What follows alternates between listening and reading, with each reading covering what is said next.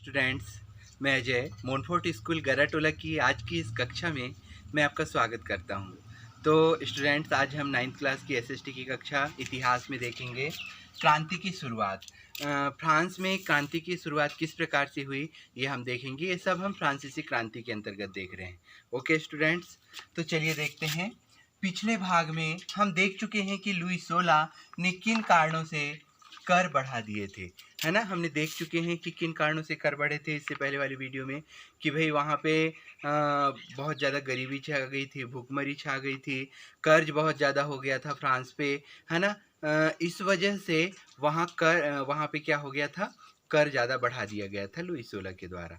ये हम देख चुके हैं। साथ ही वहाँ पे भूखमरी फैली थी और जो वहाँ का रख रखाव के लिए जो खर्च होता था, राज्य को चलाने के लिए सैनिकों का जो खर्च होता था, उन सब में भी बहुत पैसे बर्बाद हो चुके थे। ठीक है, तो मजबूरन लुई 16 को कर बढ़ाना पड़ा। प्राचीन राजतंत्र के तहत फ्रांसीसी सम्राट अपनी मर्जी से कर नहीं लगा सकता था। जो राजतंत्र था फ्रांस का, उसके अनुसार जो है फ्रांसीसी जो सम्राट था, वहाँ का जो राजा था, वो अपनी मर्जी से कर नहीं लगा सकता था। तो इसके लिए उसे क्या करना पड़ता था? इसके लिए उसे एस्टेट्स जनरल, जो कि प्रतिनिधि सभा की बैठक बुलाकर मंजूरी लेनी पड़ती थी। मतलब इसके लिए उसे स्टेट्स जनरल का मतलब क्या होता है? प्रतिनिधि सभा। इसकी बैठक बुला लेनी पड़ती थी, उसको बैठक बुलाकर और मंजूरी लेनी पड़ती थी। ठीक है, स्टेट जनरल एक राजनीतिक संस्था थी, ठीक है ना, एक सभा थी जिसके बिना कर नहीं बढ़ा सकता था राजा। उसकी सहमति उसको लेना बहुत ही जरूरी थी। अंतिम जो इसकी बैठक हुई थी वो हुई थी 1914 में, ठीक है ना। 1789 में जो था लुई 16 ने भी कर बढ़ाने की सोचा, और वह जैसे कि नियम था कि वो प्रतिनिधि सभा की इजाज़त के बगैर कर नहीं बढ़ा सकता था। इसलिए 1789 में उसने प्रतिनिधि सभा की बैठक बुलाई, ठीक है ना, बैठक बुलाई, और इसमें प्रतिनिधियों की मेजबानी के लिए वर्साय भवन को सजाया गया। जो वर्साय भवन है उसको बहुत ज़ोर शोर से सजाया गया मेजबानी के लिए, ठीक है। जब यह बैठक हुई तो इस बैठक में पहले तथा दूसरे स्टेट ने के 300 प्रतिनिधियों ने भाग लिया। कितने, आपको याद रहेगा? 300 प्रतिनिधियों ने भाग लिया, और तीसरे स्टेट के 600 प्रतिनिधियों ने भाग लिया, ठीक है ना स्टूडेंट। तो ये जो तीसरे स्टेट के 600 प्रतिनिधि थे जिन्होंने भाग लिया, वे शिक्षित एवं समृद्ध लोग ही थे, ठीक है।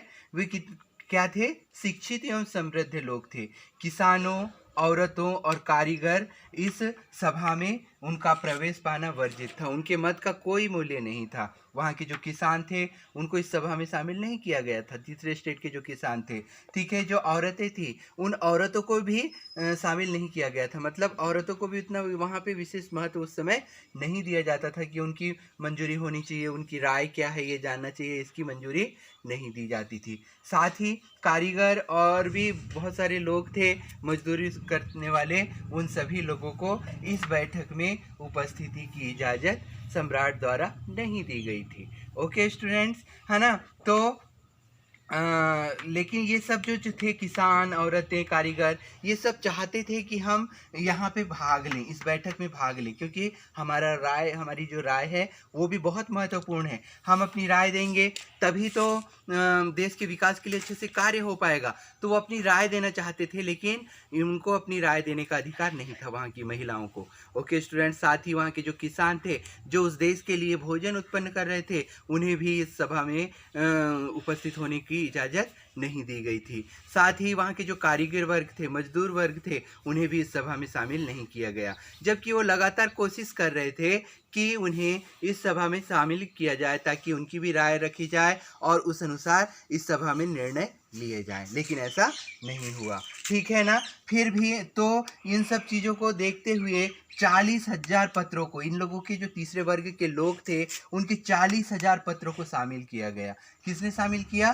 तीसरे स्टेट के जो लोग थे उन्होंने 40,000 पत्रों को शामिल किया और उसकी सूची बनाकर वो इस बैठक में ले आए। स्टेट जनरल की जो बैठक हुई है ना, उसमें ये ले आए 40,000 पत्रों को उसको लिखित रूप में लिख के क्या शिकायतें हैं वो करके उन्हें ले आए। ठीक है, इसमें जो तीसरे वर्ग के लोग थे वो शिक्षित एवं समृद्ध वर्ग ही शामिल किए गए थे। तो इसमें जो 300 पहले तथा दूसरे स्टेट के 300 प्रतिनिधि थे उन्हें सामने बिठाया गया, और जो तीसरे स्टेट के 600 प्रतिनिधि थे उन्हें उनके पीछे खड़ा किया गया।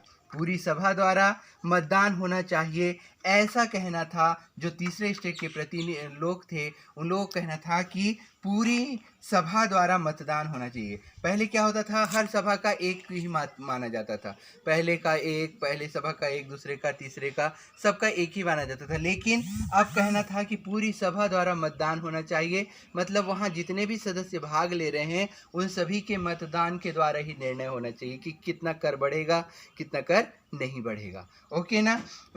यह लोकतांत्रिक सिद्धांत था। यह जो सिद्धांत था यह लोकतांत्रिक सिद्धांत था, जिसे मिसाल के तौर पर रूसो ने अपनी पुस्तक द सोशल कॉन्ट्रैक्ट में प्रस्तुत किया है ना। रूसो ने अपनी पुस्तक द सोशल कॉन्ट्रैक्ट, ये बहुत इंपॉर्टेंट है, द सोशल कॉन्ट्रैक्ट में प्रस्तुत किया है रूसो ने अपनी बुक में ये लोकतांत्रिक सिद्धांत को। ओके स्टूडेंट्स, लेकिन जो लुई 16 थे वो इस बात को नहीं माने कि हर सदस्य द्वारा मत देना चाहिए, और इसके विरोध में जो तीसरे स्टेट के लोग थे वो वहाँ से जो भवन था, वर्साय भवन जो सजाया गया था, जहाँ पे लोगों को रखा गया था, वहाँ से वो बाहर निकल गए अपना विरोध प्रकट करने के लिए। ओके स्टूडेंट्स, तो आज के इस वीडियो में बस इतना ही। धन्यवाद।